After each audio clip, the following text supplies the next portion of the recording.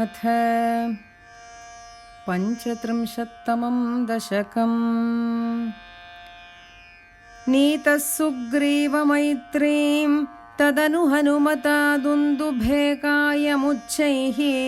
क्षिप्त्वाङ्गुष्ठेन भूयो लुलुविथयुगपत्पत्रिणा सप्तसालान् हत्वा सुग्रीवघातोद्यतमतुलबलं वालिनं व्याजवृत्या वर्षावेलामनैषीर्विरहतरलितस्त्वं मतङ्गाश्रमान्ते सुग्रीवेणानुजोक्त्या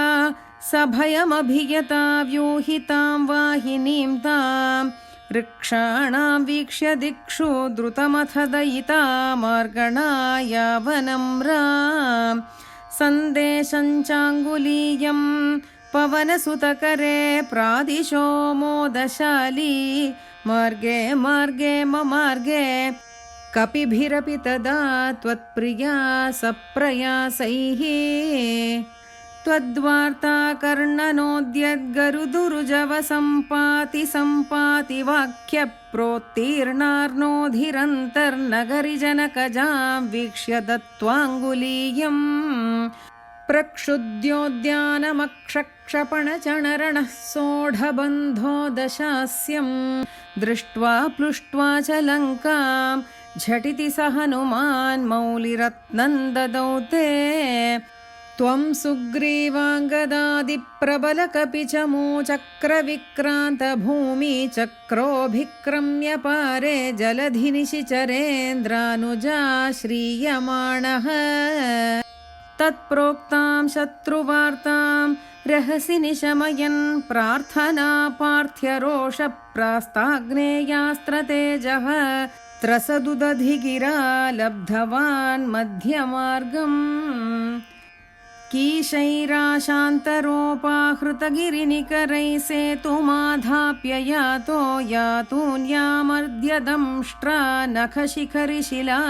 सालशस्त्रैः स्वसैन्यैः व्याकुर्वन् सानुजस्त्वं समरभुवि परं विक्रमं शक्रजेत्रा वेगानागास्त्रबद्धः पतगपतिगरुन्मारुतैर्मोचितो भूः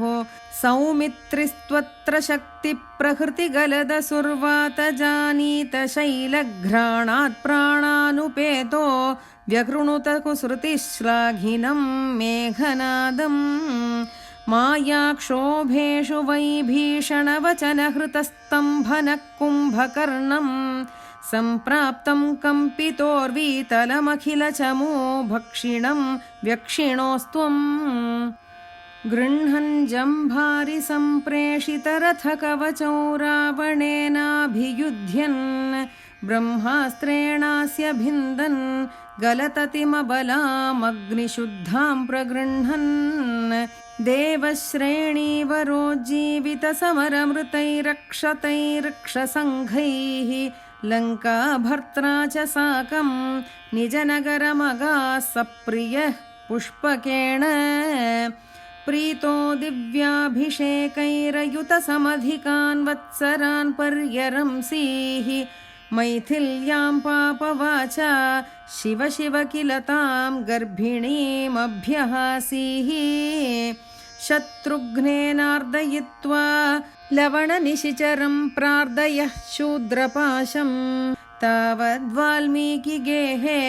कृतवसतिरुपासूतसीतासुतौ ते वाल्मीकेस्त्वत्सुतोद्गापितमधुरकृते राज्ञया यज्ञवाटे सीतां त्वय्याप्तु कामे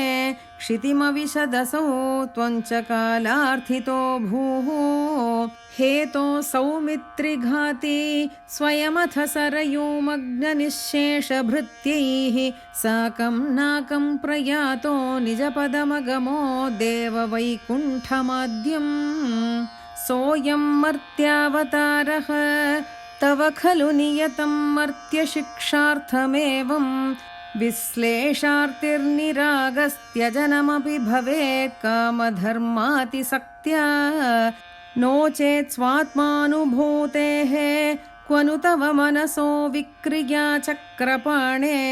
सत्त्वं सत्त्वैकमूर्ते पवनपुरपते व्याधुनो व्याधितापान् श्री